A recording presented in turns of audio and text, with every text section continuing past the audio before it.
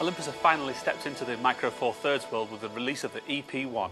Hi, I'm Mike Grayson, technical writer for ephotozine.com and ephotozine.tv, and today I'm taking a look at the camera that's been 50 years in the making.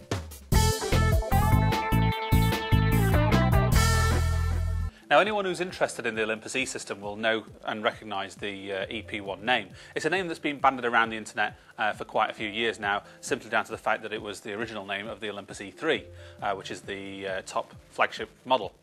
This has got 12 million pixels, which is a little bit higher resolution, interestingly enough. It's the Micro Four Thirds system, which is the same size sensor. The name suggests a smaller sensor, but it's actually the same size. What's smaller about it is the lens mount. It's a smaller lens mount, which means it takes a different type of lens. So here it is in close-up, the Olympus EP1, or the Olympus Pen, as it's affectionately been nicknamed after the original Olympus Pen that it was designed on back in 1959, when that was released.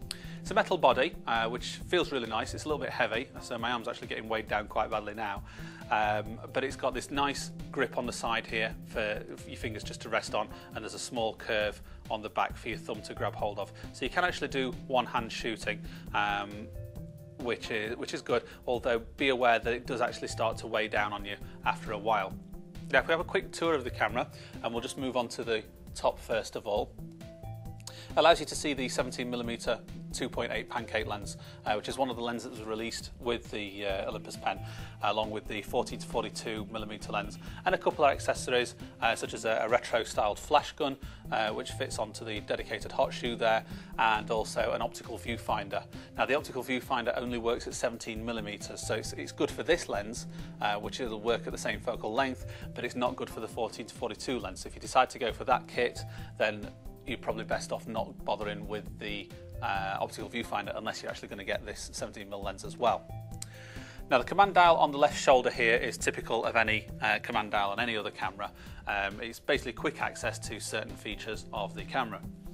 The iAuto is the intelligent auto, which is basically a fully auto mode. It means the camera will do everything for you, including deciding what mode you should be in when you're taking a picture.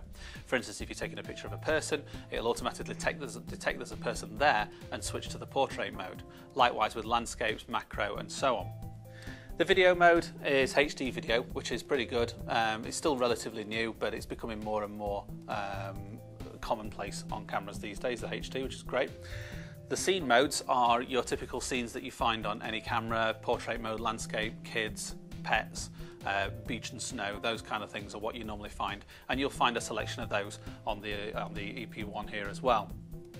You can go into the menu system and change them as you see fit. The art modes, however, are exclusive to Olympus. Those are more dedicated to certain feels of an image, such as grainy film, which gives you a black and white image, very high contrast. It also pumps in a load of noise, which turns to black grain and looks like an old kind of film noir, high-speed 35mm black and white film effect. There's also a pinhole mode, which vignettes the sides and darkens the image down a little bit to give it the look of though it's been taken in a pinhole camera. There's a pop art, which saturates bright colours and light tones, and all sorts of other different options that are available that you don't normally find on any other camera.